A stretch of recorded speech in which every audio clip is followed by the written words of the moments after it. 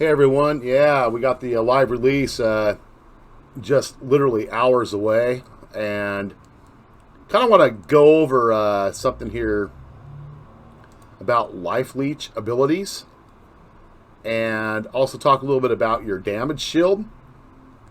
Damage shield is reflected by this little part on your health bar right above is your damage shield. Now, one way to check what your damage shield is, come to your main stat page here, click show details, okay? And this will, or force shield, pardon me, force shield. My force shield will absorb the first 374 points of damage before it hits into my main health pool, okay? Now, Life Leech, from what I've seen in two different trees,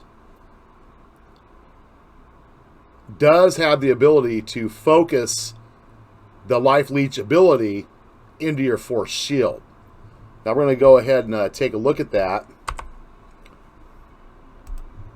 Let me show you.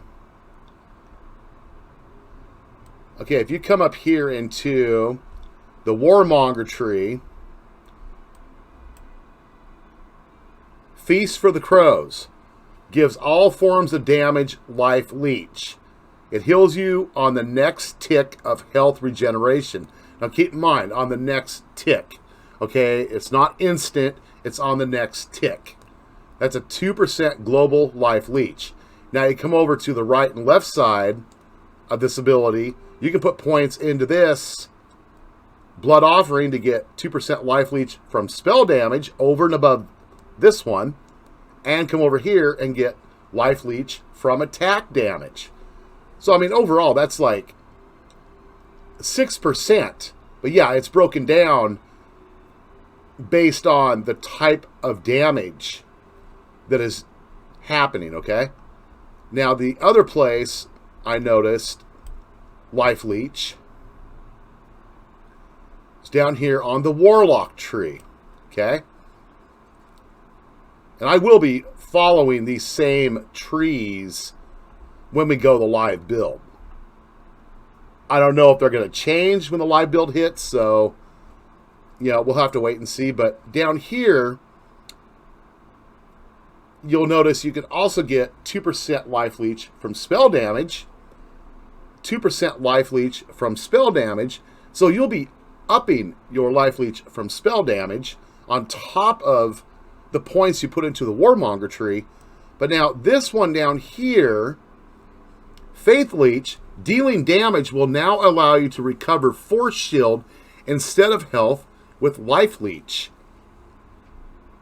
Now, I don't know if that only applies to this section of your ability tree, the spell damage only, or if this applies to all of your Life Leech abilities across the board. It doesn't actually specifically state that. I would assume it probably does. So if you want that Life Leech going into your Force Shield instead of your health, then you're going to want to be looking at the Warlock tree, okay? But this is still beta, so we'll have to wait and see what happens on the live release. Now, the last thing I want to go back into and point out is my weapon choices, okay? I'm going to be using a Catalyst because I want to be able to do kind of a hybrid build, and the Catalyst will allow me to cast magic-based spells and abilities, okay? Simple. There's no explanation that has to be given beyond that. Every spell or ability that you get clearly tells you what type of weapon you have to have equipped to allow you to use that ability. Now, I'm going to use the dagger or the pistol, but honestly, I'm probably going to stick with the dagger in the live build because the dagger counts as a melee weapon and allows you to use your melee abilities. Okay? A bow and a pistol generally don't let you use melee abilities. So think about that when you are choosing your weapons of choice, okay? That's really nothing more to say than that. We'll have to wait and see if there are changes once everything goes live. But I think it's going to be really interesting to see. I mean, there's going to be so many different potential mix and matches that people can do. And, of course, eventually they'll end up being the perfect meta, to where you got to follow it or else, yeah, we know how that goes. But, yeah, that's kind of my 2 cents on the Life Leech as it is right now. And, of course, on live release, those passive abilities may change. They may get modified. And, of course, the outer will is going to get opened up too. So if you're interested in Life Leech, then take a look at those 2 passive ability paths that you could follow, okay? Anyways, peace out, guys.